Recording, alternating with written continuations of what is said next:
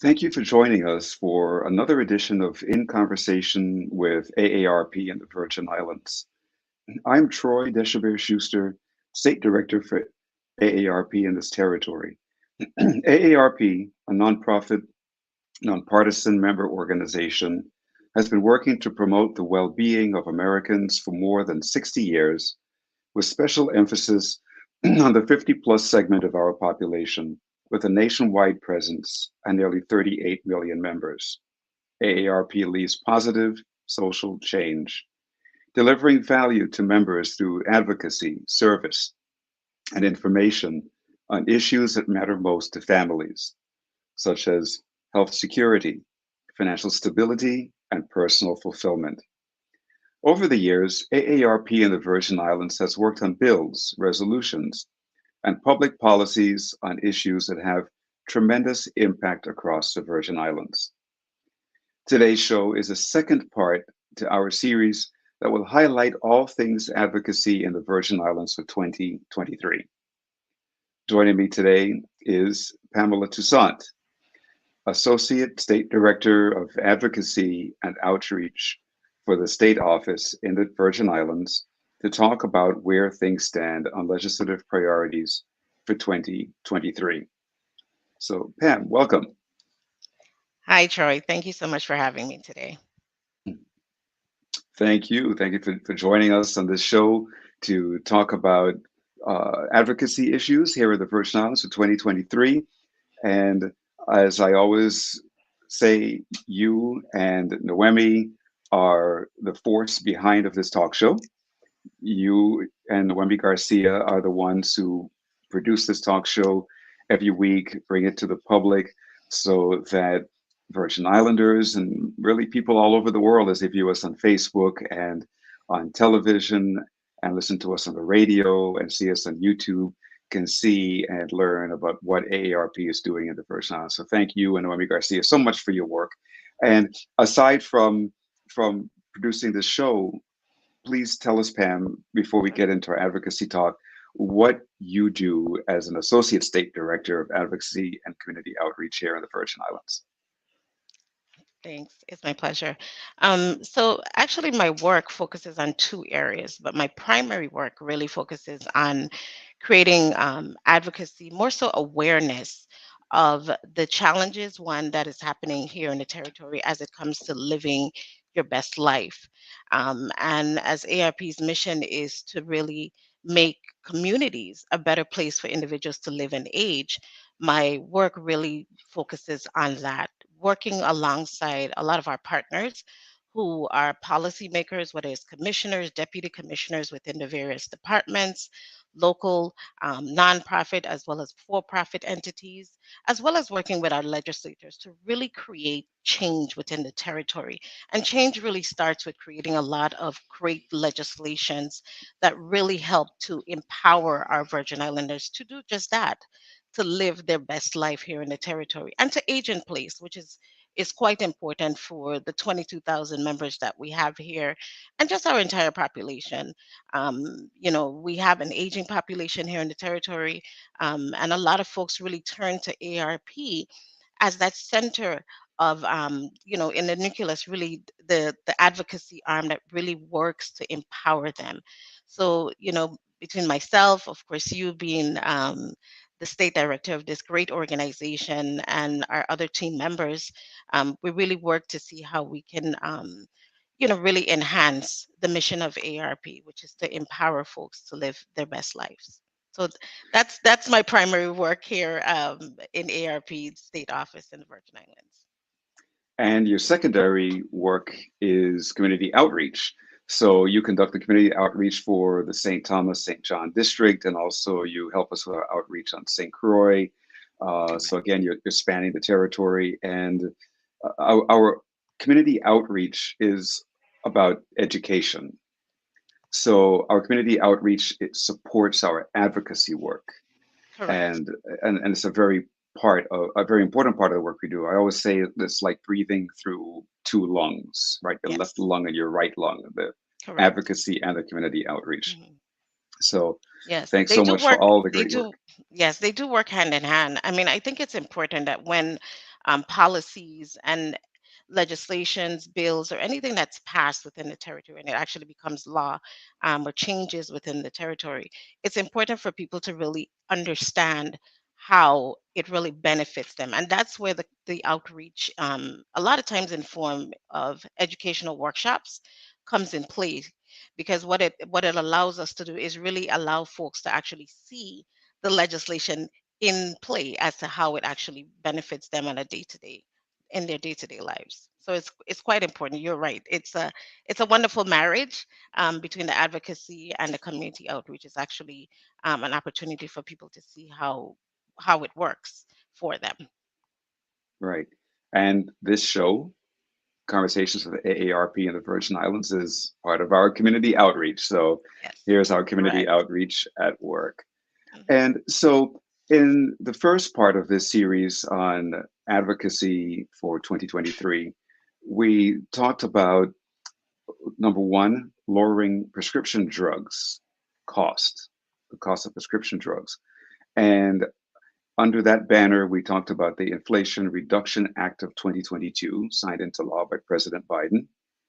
And we talked about the prescription drug monitoring program that we're working on here in the Virgin Islands. Uh, and I must mention also that the Inflation Reduction Act of 2022, that part with regard to lowering the cost of prescriptions, especially insulin and other diabetic medications, that's really the result of AARP's advocacy in Washington, D.C. We lobby everywhere from Capitol Hill to the White House to every state and municipality across the country. Also, the second thing that we spoke about in the first part of the series was helping to prevent consumer fraud and exploitation.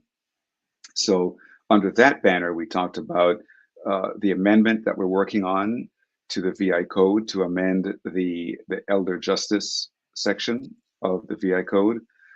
We also talked about the work that we have done and that we're still continuing to do to reform the guardianship code here in the Virgin Islands. And we spoke about the work that we have done and again continue to do on reforming the probate code in the Virgin Islands.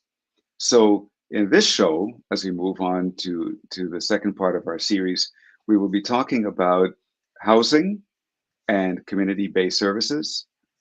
And then the fourth point would be securing and protecting retirement benefits for Virgin Islanders. So let's start with housing, Pam. So if you will Sure. tell us, starting with accessible and affordable housing. Sure, absolutely. I think it's important too to give some statistics in terms of the population that we're working with. Seniors within the next, few years, will be, you know, almost 10,000 seniors every day. Persons are turning 65 every day, which means that it's a growing demographics. And we, as a community members, leaders in the community, must do something to really prioritize those individuals to make sure that they can, in fact, remain in their communities. 2 years ago, ARP actually conducted what is known as a statewide, survey on livability, really looking at communities and really seeing if it is in fact designed for folks to live and age in place. What that finding really showed us is that almost 90% of those individuals, over 65, want to stay at home. And being that we're part of the most beautiful place in the world, the U.S. Virgin Islands, the same is true for us here as well, and our 22,000 members. We want to remain in our community, but in fact, we ask the question: Is our community designed to allow us to age as we should? So ARP in the Virgin Islands is really focusing on seeing how we can create affordable housing, looking at tiny homes. There's a phenomenon right now in the United States where a lot of, communities are developing more tiny homes where it's more affordable, more accessible, to individuals in terms of just the financial cost to you. And we also realize that when we're getting older, I'm seeing it myself that we don't need as much space. One, but a lot of the things that we've accumulated over the years, honestly, we don't need that to live our best life. So we're really advocating, this year and for the next couple of years, on really focusing on how do we create, and not just create but sustain, affordable, accessible housing for folks to actually remain in this territory. Another area we're looking at is accessible dwelling homes. um, a lot of individuals are looking to move back to the territory, again, to remain in the community and to give back. Where are they going to be finding homes? And that housing crisis is a reality here in the territory. So accessible dwelling would mean that they would be given incentives for individuals to actually put on, a home, adjacent to their primary home, and then they would be afforded, whether it's tax incentives or other building incentives, so that they create that additional home within their primary home, like I mentioned before. So there's different opportunities that we're really looking at to see how we can create those accessible housing here in the territory, so that folks, in fact, can remain an aging place. The other thing too is looking at how people's homes are actually built. ARP has this campaign known as Home Fit, which is really looking at the design of your home, making sure that your homes, that if you're looking to build, especially first time homeowners or even home builders, is that things as simple as, can your wheelchair, if something does happen to you, whether it's on a temporary basis or a permanent basis, can your wheelchair fit through the doorways to get into your bedroom? Can it fit through the doors to get to access your bathroom? A lot of times with these homes right now, we're seeing that they're honestly not. The standard size is just not standard anymore. We have to build for as we age. So the Home Fit program, that we do have here locally in the territory, is working to do that, creating your home for an everlasting. As you age, your home ages with you as well. Looking at creating, making sure that you have railings in your bathroom. Um, what I'm saying? So again, if something does happen to you or a loved one, they can access those areas.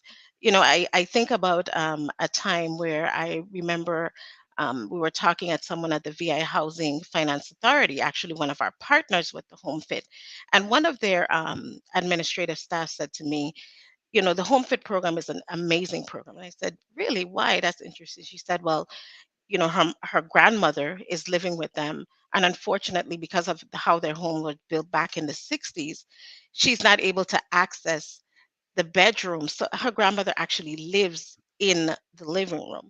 And that, unfortunately, Troy, it's not an uncommon story, where because your home wasn't built for your aging process, that a lot of people are reverting to, turning their living spaces, like their living room, into another bedroom, because that person isn't able to, like I said, access their bedroom because the doorways wasn't built for that. So home fit, again, looking at how we can create your home for an everlasting lifespan, for your lifespan, is one of those programs that we're really trying to push as well in the territory, as one of the initiatives as to creating that affordable and accessible housing for Virgin Islanders.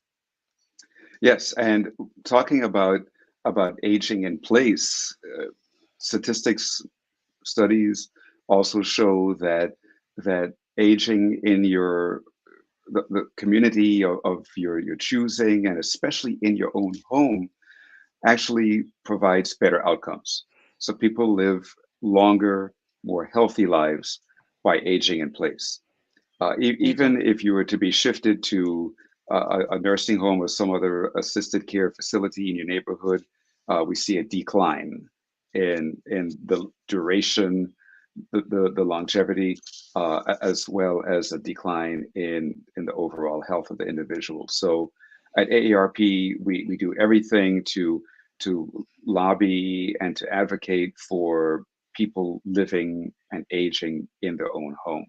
Hmm. And so many homes are not built for that. So it's important for people to take note of our Home Fit program.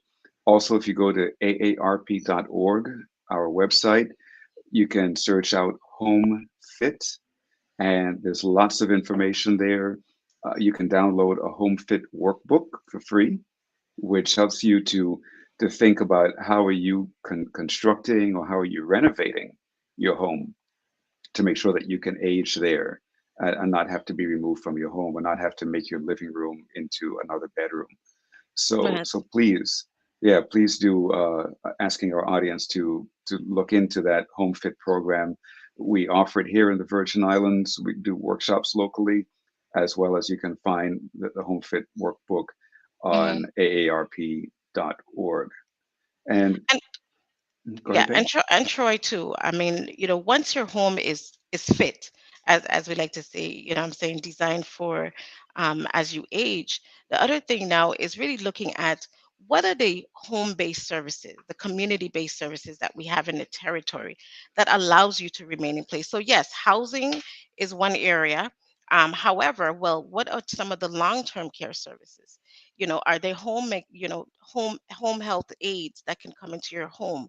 Are there places that can come in, or agencies that can come in and provide you the care that you need within that home that you have built, fit for your aging? And that's another area too that we want to make sure that our policymakers really focus in on how do we create incentives for businesses to really come into the territory and provide these services. Because yes, your home is now built. Your doorways are accessible. You have those railings put in place. All of the things are done in terms of the check marks are made off on that checklist, and it's fine. But what about somebody coming in and providing me with the services that I need? Mhm, My day-to-day care. So again, that's one of the areas too that we're looking at is mhm, creating, and we're really working with our senators to really tell them, well, okay, how can you incentivize individuals, businesses, um, those who are here and those who may need to come into the territory to really be able to provide these servings for this aging population. We had a census back in 2020, and it told us um, that almost one-fifth of the population is aging. We're an older population, and you can see it. We can see it in our churches. We can see it in our, you go to the grocery stores, you can see that people are getting older. I myself, I'm getting up there in age, and I never thought 10 years ago that I'd be having a conversation right now about how am I planning for remaining here in the territory when I do age. I'm thinking about things about the long-term care services. I'm thinking about things about how do I construct my home that I can remain there. I'm even looking at retirement and my financial security. And that's where ARP has been playing a key role for our community, as really saying these are areas that we need to focus on. And in 2023, it's been our goal to see how we can work with our policymakers to really create changes in the territory as it relates to incentivizing those individuals to come in and provide those home-based services that we need. yes, people are living a lot longer. And even the actuarials of major insurance companies in the United States are now predicting that people are going to be living to be 120 years old. Could you imagine that? I mean, 120 years old, and they say that children these days are a lot of them are being projected to live to see 120. So we have to think of an entirely new way of being and living and providing for our financial security, working longer, maybe turning our hobby into a business. So we offer Mhm. entrepreneurial workshops at AARP and so forth. So now looking more at these home-based services, this is a real challenge for us, not only here in the Virgin Islands, but all over the country, because ever since the beginning of the pandemic, we're finding that the great resignation started and the great resignation continues. It A does. lot of people stopped working. A lot of people don't want to work for whatever reason. And this phenomenon is impacting home care services for the older population. It's harder to find paid caregivers to work in the home. It's harder to find housekeepers to come and clean the house. Even even a lot of the organizations here that do provide home health care, they are telling us at AARP, and of course you've heard the stories, Pam, that they are having a hard time hiring caregivers to send Hmm. into individuals' homes.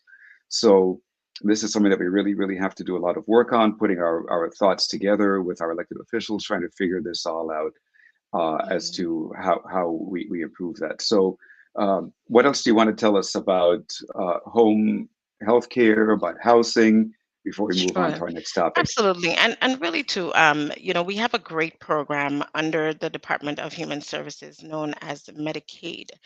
And that offers low income individuals access to insurance, um, and and access to healthcare. Where a lot of them, because they don't qualify for insurance reasons, for various reasons, is allowed to really have access to affordable healthcare. And again, going back to our elected officials, we need to pay attention to these departments, especially when it comes to providing them with funding, so that they can actually end up supporting a lot of our vulnerable population. Because there's cases where we're going to be needing hospice care. Right now, I understand there's only one agency within the territory that provides that care for us. And if we're an aging population, what is that going to look like in the next, not even 5 years from now? What is that going to look like a year from today? So Hmm. again, it's really putting our dollars, or our funding behind supporting these programs that are here in the territory, to make sure that these agencies are here to provide the care that we're going to need. You mentioned having home health aides come in, whether it's CNAs, LPNs, or RNs. The other thing too is really looking at how are we creating this workforce. Um, are we really putting effort into, encouraging people that this is a industry that you need to go in, and creating competition. And that's what we need to do here in the territory, is really create competition, because it's a profitable area, it's a needed area. um, so it's important that we really focus in on that, and not just from focusing on the workforce in terms of creating, the because there is opportunities for people to find work in healthcare.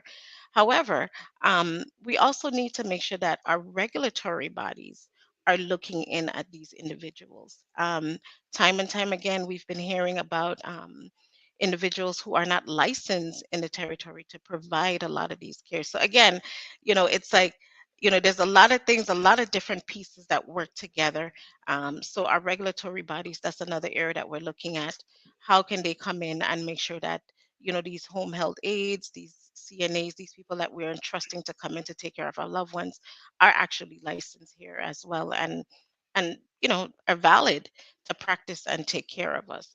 So there's a lot of work to be done, but ARP has 60 years of really working on solutions. So I'm confident that working alongside our elected officials, that we'll able to get a lot of these changes passed, that you and I, Troy, can age in the Virgin Islands. I mean, we were born here, and we're going to be here for a while. So yes. Yep.